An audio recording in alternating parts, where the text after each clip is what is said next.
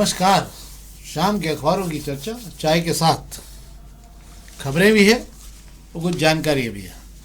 आज इंदौर की खबरों के लिए 20 फरवरी है।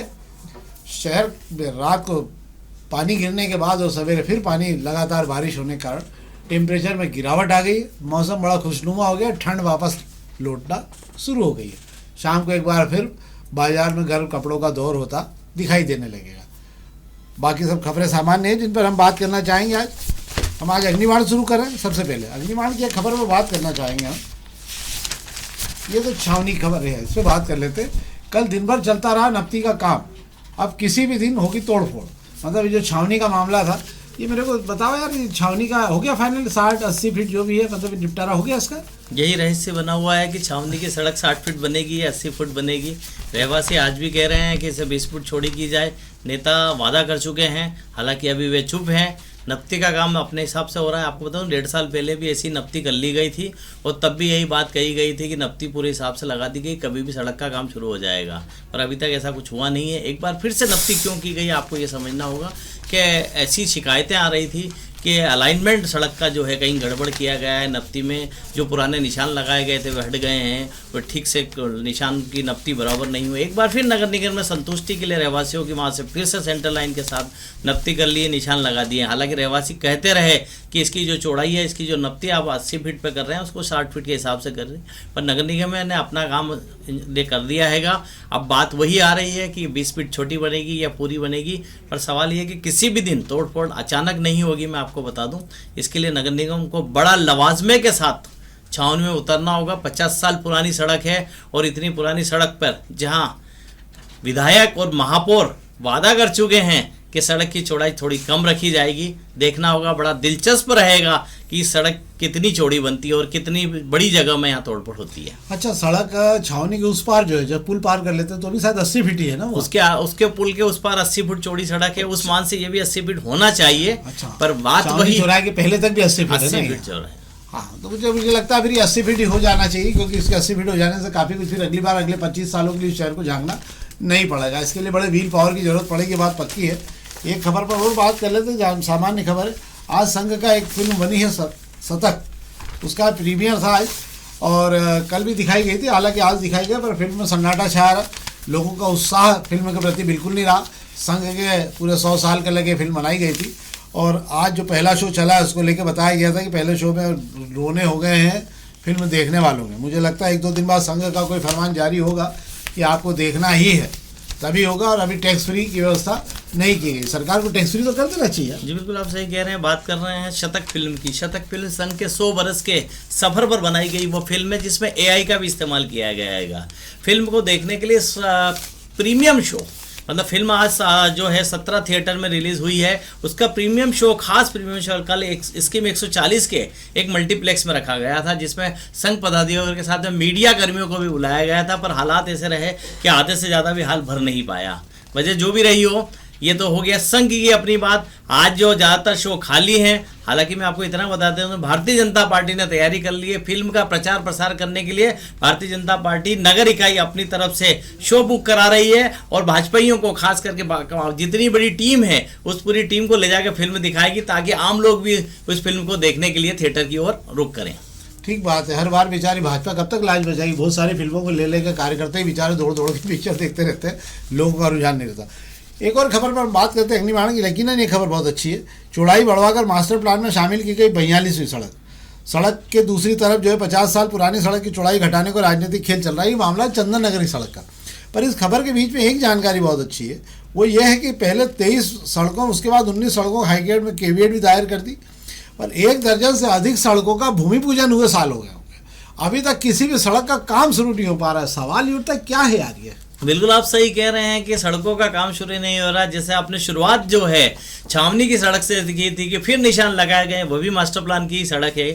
सड़क को लेकर निशान लग गए हैं। अब कब्जे हटाने की हिम्मत जो है नगर निगम नहीं जुटा पा रहा है। जब तक नगर निगम हिम्मत जुटा कर कब्जे हटाकर नहीं देगा, ठेकेदार काम कैसे करेगा? सवाल फिर वही आ रहा है कि 12 सड़कों का भूमि पूजन हो गया, काम क्यों नहीं हो रहा है? अब ये जिस सड़क की बात कर रहे हैं, चंदन नगर से लेकर एयरपोर्ट को जोड़ने वाली कालानी नगर तक की जो ये सड़क है 60 फीट चौड़ी बनाने के लिए 42वीं सड़क को मास्टर प्लान में जोड़ा गया। बिल्कुल सही है, जरूरत भी है पश्चिमी इलाके को। हालांकि इसके अंदर 350 से ज़्यादा मकान प्रभावित हो रहे हैं।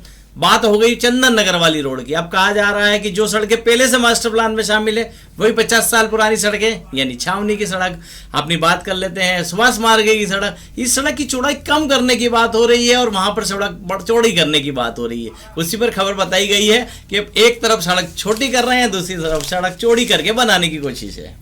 ये ना प्रकृति के सिद्धांत के विपरीत काम है। मतलब अगर बनाना है तो सब सड़कों के साथ एक से न्याय होना चाहिए कि नहीं, जो बननी हो उससे कोई रियायत की जाएगी। वो तोड़ो चंदन नगर की सड़क भी आप, पर पहले छावनी की सड़क आप 80 फीट बनाओ ताकि ये मॉडल तो जाए कम से कम। बिल्कुल, न्याय की बात अगर की जाए तो मालवीय नगर का उदाहरण आप इस शहर में देखा जा सकता है कि मालवीय नगर की सड़क भी मास्टर प्लान की सड़क में शामिल थी। अब मालवीय नगर में जो लोग रहते हैं, बेचारे गरीब तबके के लोग हैं, सुबह शाम मजदूरी पर जाते हैं और अपना घर चलाते हैं, उन लोगों को बेघर करने में नगर निगम ने देर नहीं की और वहां के कब्जे से तुरंत हटाए गए। हालांकि वहां के लोग खुद ही डर गए थे, निशान लगते ही लोगों ने खुद ने अपने कब्जे हटा लिए और सड़क के लिए जगह दे दी गई। नगर निगम आसानी से काम कर रहा है। ऐसा ही दूसरी जगह क्यों नहीं हो रहा है? उसके पीछे वजह है, उसके पीछे मेन वजह है कि वो जो है जिन इलाकों में सड़कें बननी है वहां के प्रभावशाली लोग सीधे राजनेताओं के करीबी माने जाते हैं और जब वो राजनेताओं के करीबी लोग होते हैं वहां पर कोई एजेंसी हाथ डालने से पहले 100 बार सोचती है। और मालवीय नगर के अंदर दिक्कत ये थी कि बहुत छोटे छोटे मकान जिनके बने हैं वो इतने सक्षम भी नहीं है, अगर कोर्ट जाना पड़े तो उनके वकीलों को पैसे दे पाए वो। इसीलिए उन बेचारों ने अपने मकान मजबूरी में अपनी जगह भी छोड़ दी। बहुत सारे लोग ऐसे जो पीछे खस के और बड़ा नुकसान उठा के पीछे खस के वो लोग। पर ये वही है ना कि शहर में कानून उनके लिए पूरी तरह से लागू होता है जो बहुत गरीब है और सक्षम नहीं है, और जो बहुत सक्षम है वो कानून से कैसे खेलते रहते हैं कि ये सबको दिख रहा है कि हम एक सड़क 1.5 साल बाद भी छावनी की हिला नहीं पा रहे हैं। अब हम बात कर रहे हैं प्रभात खंड खबरों की। तो पानी को लेके मेगा ब्लॉक है, सोलर प्लांट से बिजली पैदा करने को लेके काम चल रहा है यहाँ पर। और ये मेगा ब्लॉक लेने के कारण शायद मुझे लगता है कि आज भी कई टंकियों में पानी नहीं भरा है, कई क्षेत्रों में पानी नहीं पहुँचा है। पर आने वाली गर्मी से बचने और आने वाली गर्मी में पानी की दिक्कत ना हो, मुझे लगता है ये काम पहले हो गया तो ज़्यादा बेहतर है। क्या है यार मेगा ब्लॉक? बिल्कुल, आप बता दूं कि 1 दर्जन टंकियों में आज भी पानी नहीं मिला। मैं आपको बता दूं कल और इससे ज़्यादा टंकियों में शहर को पानी नहीं मिलने वाला है। आपको बता दो 2 दिन का मेगा ब्लॉक लिया गया तो लंबे समय बाद जो है नगर निगम ने इतना बड़ा मेगा ब्लॉक लिया। अब मेगा ब्लॉक क्यों लिया गया ये समझना होगा आपको। मेगा ब्लॉक इसलिए लिया गया है कि जलूद में जो सोलर प्लांट लगाया गया है, जिसे ग्रीन बॉन्ड के जरिए पैसा जुटाकर लाया गया था पैसा, और उससे जो सोलर प्लांट लगाया जा रहा है उस सोलर प्लांट से अब बिजली बनने लगी है। अब उस बिजली की लाइन को पंपिंग स्टेशन तक जोड़ने का काम जो है आज किया गया है। काम अभी भी चालू है। और आपको मैं बता देता हूं कि 2 दिन के इस मेगा ब्लॉक के अंदर जलूद से लेकर इंदौर तक की जो नर्मदा लाइन है उसकी मरम्मत के काम हो गए। फेज़ 1 की बात हो, 2 की बात हो या 3 की बात हो, और जहां जहां पर बड़े ब्लॉकेज से जहां बार बार गर्मियों में दिक्कतें आती थी उसका काम भी करा लिया है। बिजली लाइन का काम भी दुरुस्त करा लिया है। जो रास्ते भर में जो ट्रांसफार्मर लगे हैं उसके ऑयल भी चेंज कर लिया गया है। तो ऐसा दावा किया जा रहा है कि अब इस बार गर्मियों में जो मेंटेनेंस करना था वो पहले ही कर लिया गया। अब गर्मी में इतनी दिक्कत आनी नहीं है। पर अच्छी खुशखबर ये है कि आज से सोलर प्लांट से जो बिजली बन रही है वो मिलने लगेगी और नगर निगम को हर महीने करीब 4 करोड़ रुपए बिजली का खर्च जो है पानी को जलूद से इंदौर तक लाने में जो लगता है वो कम हो जाएगा। धीरे धीरे कम होता जाएगा? नहीं, धीरे धीरे कम नहीं, सिर्फ 4 करोड़ का ही कम होगा। 4 करोड़ रुपया महीने का ही कम होगा। हाँ, मतलब इसकी प्रक्रिया शुरू हो गया? इसकी प्रक्रिया शुरू हो गई है। जो सोलर प्लांट लगा है उसकी क्षमता इतनी है, 60 मेगावाट का सोलर प्लांट लगा है और वो 1 महीने भर में इतनी बिजली पैदा करेगा। जो नगर निगम का बिल 25 करोड़ रुपए का आता है वो अभी जो 4 करोड़ रुपए कम होकर 21 करोड़ पे पहुंच जाएगा। ठीक, अच्छी बात है। मुझे लगता है और आज से बिजली का उत्पादन शुरू हो गया। 32 kV 132 kV की लाइन बंद हो रही है, पर ठीक बात है अगर ये हो गया तो। एक खबर पर और बात कर लेते हैं। तो यहाँ हम बात कर रहे हैं पत्रिका खबर की। समय रहते प्लाट नहीं दिएगा तब बंधक प्लाटों को बेचेगा नगर निगम। ये निश्चित रूप से बहुत अच्छा मामला है। पर इस शहर में बहुत सारी कॉलोनियाँ ऐसी हैं जो फंसी पड़ी हुई हैं और जिनके प्लाट होल्डरों को प्लाट नहीं मिल पा रहे हैं। जो बंधक रखे गए थे प्लाट, उन प्लाटों में बड़ी हेरा फेरी हुई है। मुझे लगता है ये प्रयास अच्छा है, पर अगर ईमानदारी से ज़मीन पे इम्प्लीमेंट होता है तो कई और कॉलोनियाँ भी ऐसी हैं जिसके अंदर बंधक रखे गए प्लाट से प्लाटों को विकसित करके कॉलोनियों में कब्जे लोगों को दिए जा सकते हैं सही तरीके से। क्या है जी, बिल्कुल आप सही कह रहे हैं कि जिस कॉलोनी का जिक्र किया जा रहा है उसके अंदर बड़ा समझने और दिलचस्प कहानी ये है कि जो प्लाट बंधक रखे गए थे उसको बेचकर नगर निगम अब विकास करेगा।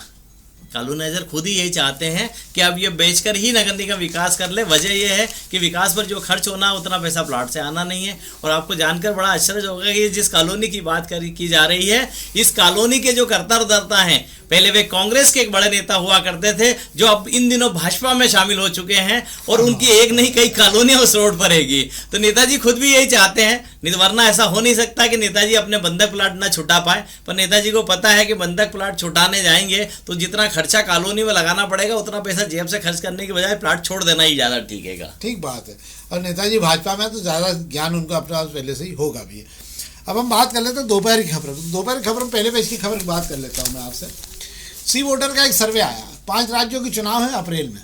सी वोटर का जो सर्वे आया, केरल के अंदर सी वोटर ने सर्वे किया था, तो उन्होंने पाया केरल में कि केरल में राहुल गांधी की लोकप्रियता में ज़बरदस्त इजाफा हुआ है, नरेंद्र मोदी की लोकप्रियता में गिरावट आई है।